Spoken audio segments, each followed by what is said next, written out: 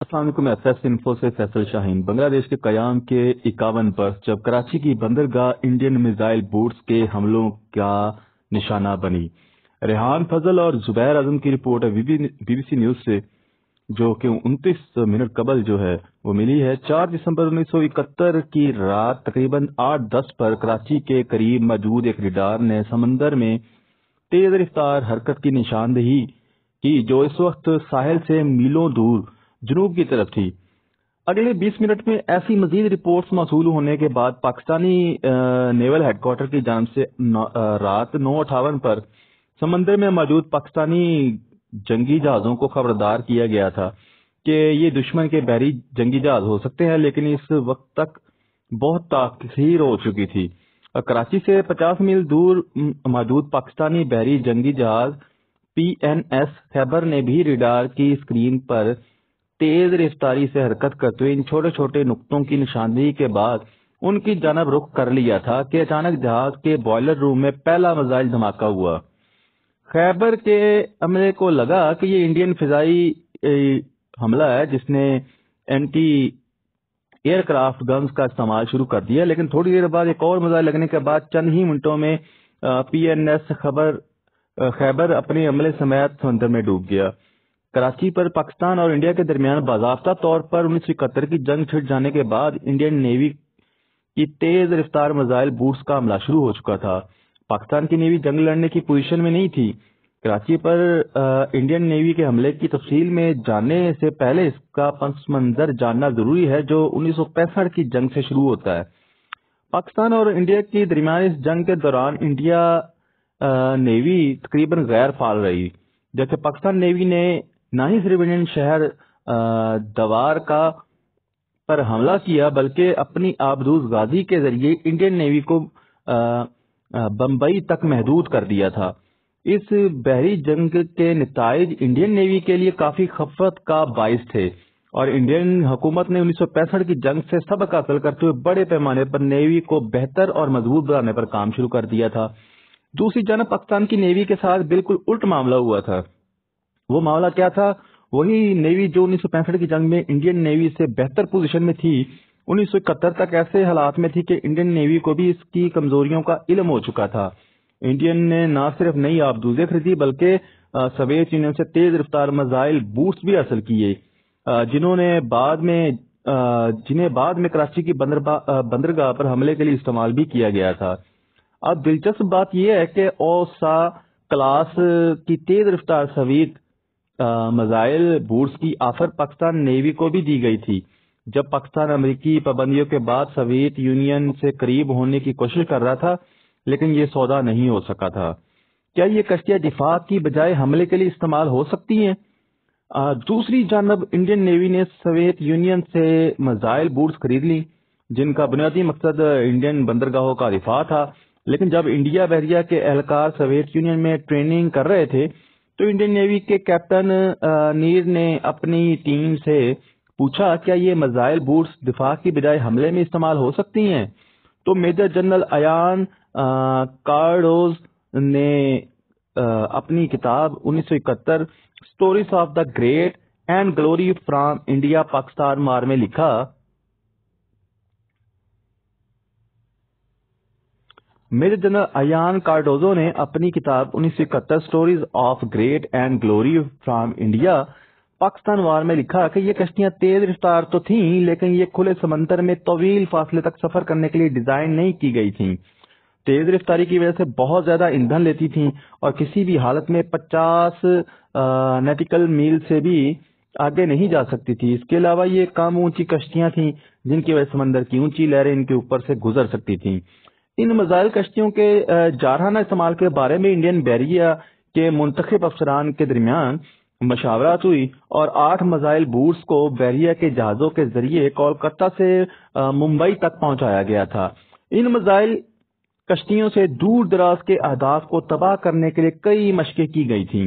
Indian بحریہ کے افسران ریڈار رینج اور میزائلوں کے درست ہدف دیکھ کر حیران رہ گئے اور طے پایا کہ اگر جنگ شروع ہوتی ہے تو اس میزائل بوٹس کو کراچی پر حملہ کرنے کے لیے استعمال کیا جائے گا۔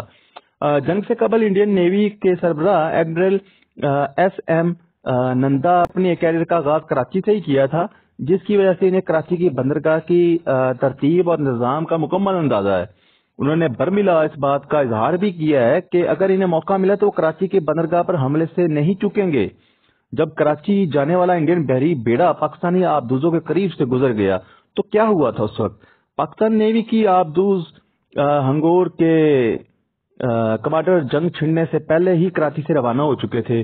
انہیں ممبئی کے قریب علاقہ سونپا گیا تھا جہاں وہ نیول ہیڈ کوارٹر کے احکامات کا انتظار کر رہے تھے۔ اب بی بی سی سے بات کرتے ہوئے کیپٹن احمد تسنیم نے بتایا کہ 3 دسمبر کی رات ہمیں 6 انڈین بحری جنگی جہاز جن کا رخ کراچی کی طرف تھا نظر آئے تھے۔ میں نے ریڈیو سائلنس بریکی اور نیول ہیڈ کوارٹر کو کوڈ ورڈ میں بتایا کہ اتنے جہاز ممبئی سے نکلے ہیں اور ان کا رخ کراچی کی طرف ہے۔ اس وقت تک احمد تسنیم کو ایسا کوئی حکم موصول نہیں ہوا تھا کہ وہ ان جہازوں کو نشانہ بناتے، ورنہ انڈین نیوی کا یہ منصوبہ شروع ہونے سے پہلے ہی ختم ہو سکتا تھا۔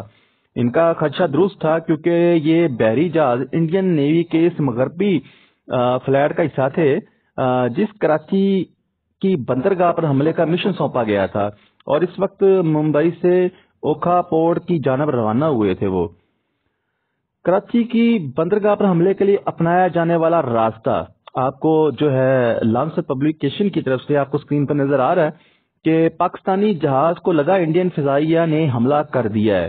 4 دسمبر 1971 کی رات 3 میزائل کشتیاں نیپات، نرگھٹ اور ویر کراچی کے لیے روانہ ہوئی تھیں۔ انڈین نیوی نے پاکستانی فضائیہ سے بچنے کے لیے رات کا وقت چنا تھا۔ انڈین نیوی کے ریٹائرڈ ایڈمرل ایس ایم نندا اپنی بومنٹ کراچی میں لکھتے ہیں کہ یہ طے پایا تھا کہ حملہ رات کو ہی کیا جائے گا۔ یہ میزائل کشتیاں سورج غروب ہونے تک کراچی میں تعینات جنگی طیاروں کی پہنچ سے دور رہیں گی۔ رات کو تیزی سے کام انجام دینے کے بعد وہ صبح تک پاک فضائیہ کی پہنچ سے باہر ہو جائیں گی۔ دوسری جانب پاکستان نیوی نے ہنگور کی جانب سے اطلاع ملنے کے بعد پی این ایس خیبر اور دیگر جنگی جہازوں کو سمندر میں پٹرولنگ کے لیے بھیج دیا گیا تھا، جو 4 دسمبر کی رات اس حملے سے پہلے کراچی کے جنوب مغرب میں گشت کرتے ہوئے انڈین نیوی کے غیر متوقع حملے کا شکار ہوئے تھے۔ The story of the Pakistan navy میں لکھا گیا ہے کہ ابتدائی طور پر خیبر کی کمانڈنگ افیسر نے سمجھا کہ چمکدار سفید روشنی انڈین طیارے کی طرف سے داغا گیا فلیئر ہے، لیکن وہ جس رفتار سے آگے بڑھ رہا تھا اس سے یہ اندازہ ہو رہا تھا یہ شاید ہی انڈین طیارہ ہے۔ وہ میزائل خیبر کے الیکٹریشین میسی ڈیک سے ٹکرایا اور فورا ہی خیبر کے انجن نے کام کرنا بند کر دیا تھا اور پورے جہاز کی بجلی چلی گئی تھی۔ اس اندھیرے میں جہاز سے ملٹری ہیڈ کوارٹر کو پیغام بھیجا گیا کہ دشمن کے طیاروں نے جہاز پر حملہ کر دیا ہے۔ نمبر 1 بوائلر ہٹ شپ سٹاپڈ۔ تھوڑی ہی دیر میں ایک دوسرا میزائل خیبر کو لگا جس کے بعد جہاز ڈوبنا شروع ہو گیا تھا۔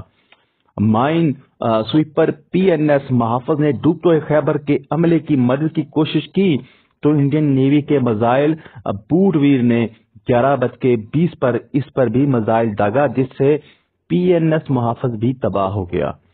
اب انڈین حملے کے دوران کراچی بندرگاہ پر کافی میزائل داغے گئے، جبکہ اس حملے کے دوران انڈین نیوی کی ایک میزائل بوٹ نے ایک لائبریرین جہاز وینس چیلنجز کو بھی میزائل سے تباہ کر دیا۔ اس تجارتی جہاز کو تباہ کرنے کے بعد انڈین نیوی کی جانب سے دعویٰ کیا گیا کہ یہ جہاز ہتھیار لے کے جا رہا تھا، جس سے پاکستانی نیوی نے غلط قرار دیا ہے۔ کچھ اور بھی ہے بتانے کے لیے کہ ہنگور جب پاکستانی شارک نے انڈین کھکری کا شکار کیا، غازی عبدوز جس کے ڈوبنے کی اصل وجہ 50 سال بعد بھی ایک معمہ ہے۔ پاکستان اور انڈیا کے کمانڈر کے دوران جنگ ایک دوسرے کو خطوط اور چائے کا ذکر۔ 1971 کی جنگ جب امریکہ نے انڈیا کو ڈرانے کے لیے اپنا جنگی بیڑا بھیجا تھا اور 1971 کی جنگ میں انڈیا کے ٹینک تباہ کرنے والے آرمینائی کرنل ڈیرک جوزف کون تھے۔ جنگ میں تو ایسا ہوتا ہی ہے۔ پاکستانی نیوی کو 5 دسمبر کی صبح پی این ایس محافظ اور پی این ایس خیبر کے بچ جانے والے عملے سے اس حملے کی تفصیلات ملی تو یہ معمہ حل ہوا کہ 4 دسمبر کی رات انڈین فضائیہ نے ہی بلکہ انڈین نیوی کے تیز رفتار میزائل بوٹس نے حملہ کیا تھا۔ میجر جنرل فضل مقیم خان اپنی کتاب پاکستان نیوی ایٹ وار میں لکھتے ہیں کہ پاکستان نیوی کی جانب سے اس حملے کے جواب میں پاکستانی فضائیہ سے رابطہ کیا گیا کہ انڈین نیوی کی میزائل بوٹس پر فضائی حملہ کیا جائے۔ اور اسی کے ساتھ اپنے میزبان کو اجازت دیجیے گا۔ اللہ نگہبان۔ اگر آپ ہمارے چینل پر نئے ہیں تو سبسکرائب، لائک اینڈ شیئر کرنا نہ بھولیے گا۔ جزاک اللہ۔